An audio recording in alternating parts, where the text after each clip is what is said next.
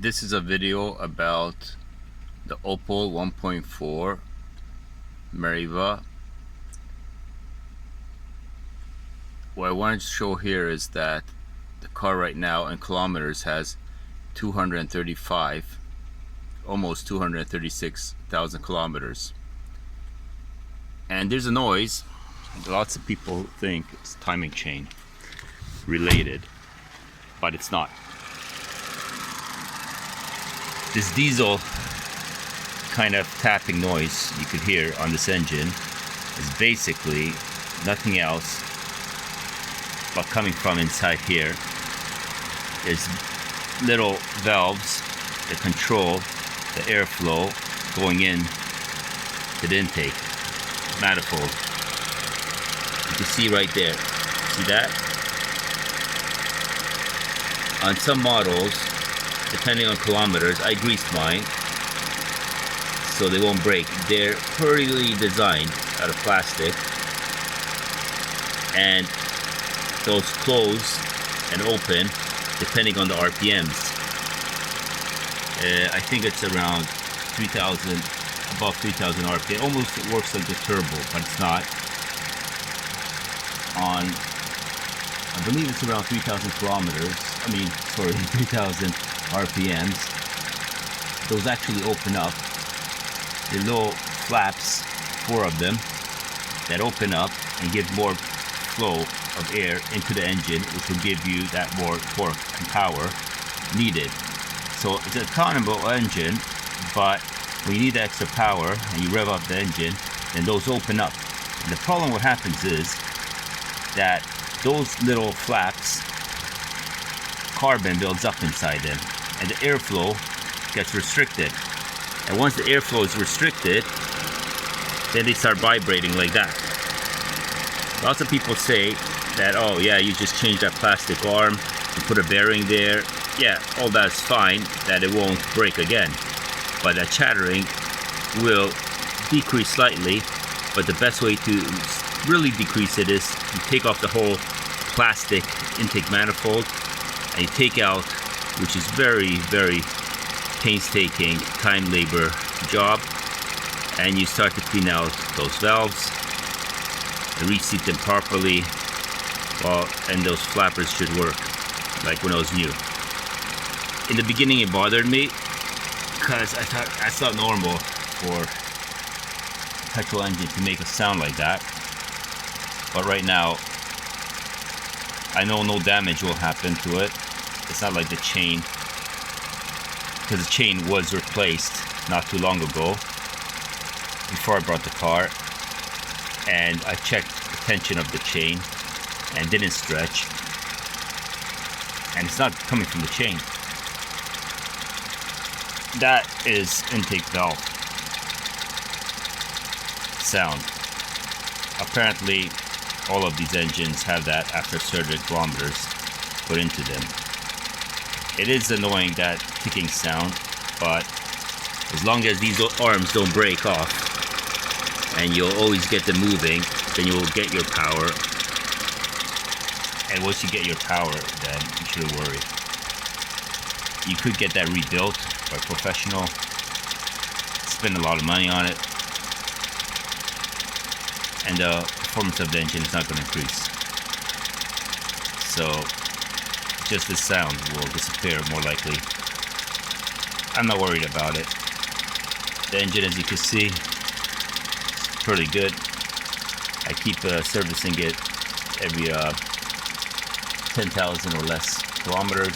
Put the right quality of oil into it, and basically that's all you can really do. Make sure the oil's been changed, good quality oil filter,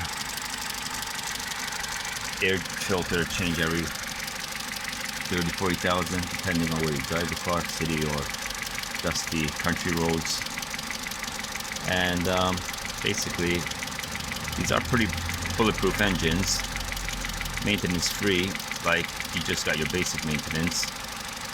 I had to change the coil pack, but that is recommended at every 180,000 kilometers, 200 I had to change my 200 and above 232,000 kilometers. I had to get it changed, the coil pack. The engine light came on, and the car switched into service mode, so it like was basically running on 3 or 2 cylinders. The power was really decreased, but it was like plug and play.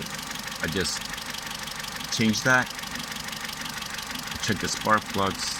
I know a long time ago I changed them, not too long time ago, and I changed the coil pack, and I was fine. Already put close to 5,000 kilometers to it since changed, and it has 1-year warranty. The coil pack you can get ones with 2-year warranty, so if that will hold out 100,000 because it's aftermarket, I'm happy with that. So that's briefly showing the engine, the worries that some people have. There's also another worry, actually, the sludge that builds up in here. Lots of people saying that that is basically head gasket. No, it's not. The Opel engines are designed a little bit weirdly. You have the PVC valve built inside the cover here underneath. It's advisable every actually 80,000 kilometers, depending on where you drive the car. City, then every 60. Motorway, every 80,000 kilometers. You take this off, cover here. There'll be a gasket that needs replacing, and underneath those low channels you clean out. And once you clean out the channels, then the engine could breathe, because that's what's going to regulate it circulating back into the engine. And that's one of the issues why it builds up here. And also, these engines are not, like, how can I say, when the cold weather comes, they're really like spoiled in a sense. You have to take the priority of the engine to warm up before you warm up the cabin inside. If you're making short distance, like let's say hour, half-hour drive, that for winter time is considered short distance. You'll have less sludge built up, but you'll still have some built up. If you're just making like 10 5-minute drives, forget it. You'll always have that built up with sludge, no matter what you do. But once you start to, let's say on the weekend or whenever you go for a longer drive, it'll slowly dissipate from there with the heat. It's not much you could do about that. I always take this off, cover, clean out the sludge that looks like cappuccino basically, and then put it back on, and that's all you could do. Summertime, I have no issues. Even if I just drive the car for 5-10 minutes, it's warm weather outside, got it like 20 plus degrees, it's not going to be an issue. If it gets nighttime, like let's say +5 or maybe even +10 or minuses, that's, especially the minuses, that's going to build up. You just clean it, and you try once a week at least, get the engine warmed up properly, and always take priority to get the engine. I'm not saying to get the engine to like the running condition, which should be like around 87, but at least get up to 60 before you put the heating on. But if you have to, obviously you put the heating on so it won't freeze. But in winter times, it's best to run the engine for at least 5 minutes when it's like +5 or minuses outside. Get the engine warmed up a little bit, especially if you know you're just doing small commutes. If you're doing larger commutes, still wintertime is always advisable to get that engine warmed up, get the oil flowing before you start to put bigger speeds and higher demands on the car. And that's just preventive to get the engine lasting longer. And if you know you once made an investment, I suppose you want to keep your investment as long as possible without taking it to big services where it's just going to rip you off and start to say all over the place stuff that you're not really interested of, especially if it's half bullshit.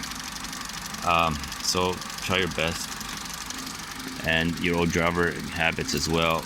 Try to always make sure shifting your gears the proper way, because it's not automatic. And that's it for now. If you have any questions, if you like this video, please give it a thumbs up, subscribe, share. Thank you for watching.